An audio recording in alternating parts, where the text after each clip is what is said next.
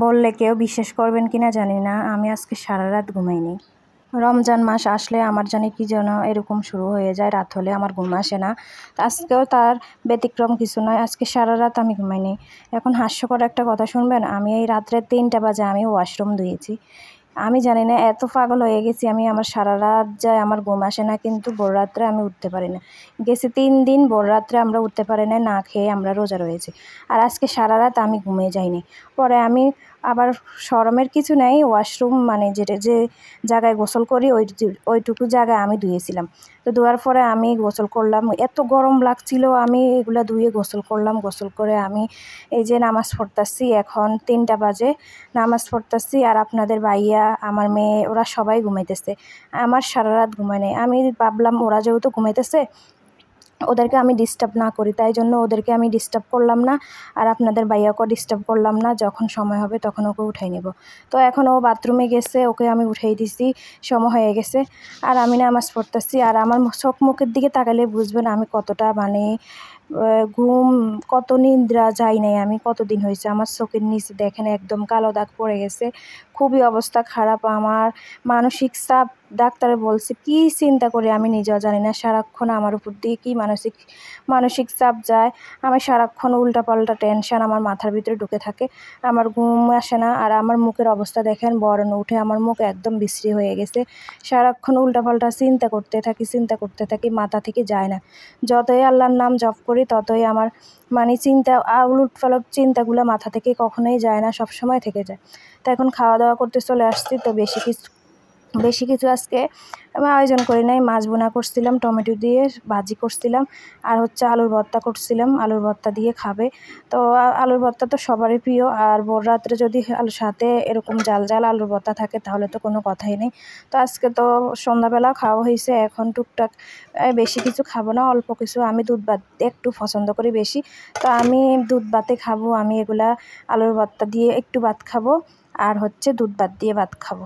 আমার দুধ ভাত কলা দিয়ে একদম অনেক পছন্দ। ছোট থেকে মা বাবা খাবার শিখিয়েছিল, ছোট থাকতে ভোর রাত্রে আমরা সবাই একসাথে আম দিয়ে কলা, দুধ ভাত এগুলা খেয়ে খাইতাম। তো ওখান থেকে আমার শিখা, আমি এই পর্যন্ত আমার বিয়ে হয়েছে 7-8 বছর, আমার সব সময় রমজান মাস আসলে আমি দুধ ভাত এভাবে খাই। কার কার এভাবে দুধ ভাত পছন্দ অবশ্যই কিন্তু কমেন্ট করে জানাবেন। আমার কিন্তু অনেক পছন্দ, যে ছোটো থাকতে মা বাবা খাওয়া শিখেছে, তারপর থেকে আপনাদের ভাইয়াও কখনো আমাকে না করে নাই, সবসময় আমার জন্য কলা সবসময় রেডি রাখবে, কলা। আর আমের সিজন তো এখন পড়েই না, রমজান মাস আসলে আমের সিজন একদমই কম থাকে, তাই জন্য আম আনা হয় না। তারপরও যত ধরনের কলা আছে, যখন যে কলাটা পায় তখন সেই কলাটাই আনার চেষ্টা করে, মিষ্টি, কষ, মানে সব কলার নাম আমি আসলে জানি না। তো সব ধরনের আনার চেষ্টা করে, সবসময় রাখার চেষ্টা করে, আমি যেন সুন্দর মতো ভোর রাত্রে কয়টা ভাত খেতে পারি। আর এখানে এই যে আলুর ভর্তা দিয়ে এখন কয়টা ভাত খাবো। আমার মানে একদমই ক্ষুধা লাগে না, কেন জানি ক্ষুধাই লাগে না, তারপরে ঠিক মতো ঘুম আসে না। প্রতিটা রমজান মাস আসলে আমার এরকম শুরু হয়ে যায়, প্রতিটা রমজান মাস আসলে আমার ঘুম বন্ধ হয়ে যায়, আমি ঘুম যাইতে ইচ্ছে করে না। চোখ বন্ধ করে আমি সারা রাত পড়ে থাকি, মোবাইল টিপি না, যতটুকু পারি চোখ বন্ধ করে নিজে মানে সূরা পড়ে আমি ঘুমানোর চেষ্টা করি, কিন্তু পুরাটা রাত কেটে যায় আমার চোখে ঘুম থাকে না। কার কার এই অবস্থা অবশ্যই কিন্তু কমেন্ট করে জানাবেন। আমার মনে হয় আমার কি যেন টেনশন, আমার ডাক্তার বলছে আমি নাকি অনেক মানে মানসিক চাপের উপরে আছি খুবই। আমার মধ্য দিয়ে আমার অনেক শ্বাসকষ্ট হয়েছিল, অনেক অবস্থা খারাপ, এখনও আলহামদুলিল্লাহ ভালো আছি। তারপরও এই যে আজকে তো সারা রাত ঘুমাই নাই, এখন খাওয়া দাওয়া করে তারপরে ঘুম যাব। তার কি করার, এখানে এই যে ডাউল রান্না করছিলাম সন্ধ্যাবেলা, ওই ডাউল দিয়ে এখন খাবো। আমি ডাউলের নিচটুকু নিলাম না, উপর থেকে যে পানিটা ওইটা নিলাম। আমার থেকে আমার ডাউল রান্নাটা অনেক মজা লাগে, কিন্তু আমি খাই না। এই যে আপনাদের ভাইয়া এখনও খাওয়া দাওয়া করা শুরু করে নাই, আমি খাওয়া দাওয়া শুরু করছি। ওই যে বললাম আমি সবার আগে উঠলাম, উঠে নামাজ পড়লাম, নামাজ পড়ে এখন এই যে আপনাদের ভাইয়া এখন খাবে। আর ওর অবস্থা দেখেন, ও কিন্তু সারা রাত ঘুমানোর পরও ওর ক্লান্তিটা দূর হয় নাই। ওই যে সারাদিন কাজ করে, রোজা থাকে, অনেক পরিশ্রম করে, তার জন্য শরীরের কোনো উন্নতি নাই, আর শরীরের এই অবস্থা। তো কী করার আছে, ছেলে মানুষ যেমনই হোক, ছেলে মানুষ তো ছেলে মানুষ, আল্লাহ যাকে যেমন বানাইছে। এখন ওর কোনো উন্নতি না হওয়ার কারণটা কি আমি জানি না। ওকে সব ধরনের ওষুধ খাওয়াই কিন্তু ওর কোনো উন্নতি হয় না। আর এখান দিয়ে দেখেন আমি না খাওয়া সত্ত্বেও আমার কিন্তু স্বাস্থ্য অনেক বেড়ে যায়। মধ্য দিয়ে আমি রমজান মাসের আগে 1-1.5 মাস আমি শুধু খাওয়া বন্ধ করে দিছি। রাত্রেবেলা আমি কোনো ভাতে খাই না। আর দেখেন শর্টটা আপনাদের ভাইয়াকে বলছি তুমি কি খাবা, উনি বলছে না তুমি খাও।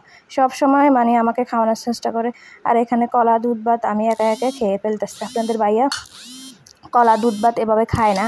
ও সব সময় কলা এমনিতে খায় আর হচ্ছে দুধ এমনিতে খায়।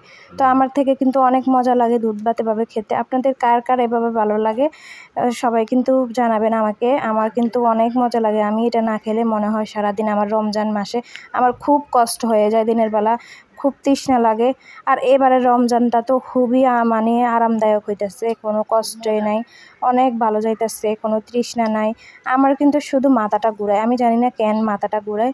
আর আমি অনেক উপরে বাসাটা, এই কারণে আমার মেয়েরে আমি আনতে গেলে আমার খুব কষ্ট হয় রোদের দিয়ে। ওই কারণে হয়তো আমার শরীরটা দুর্বল লাগে রোদের মধ্যে। তো আজকের ভিডিওটা কেমন লাগলো অবশ্যই কিন্তু কমেন্ট করে জানাবেন।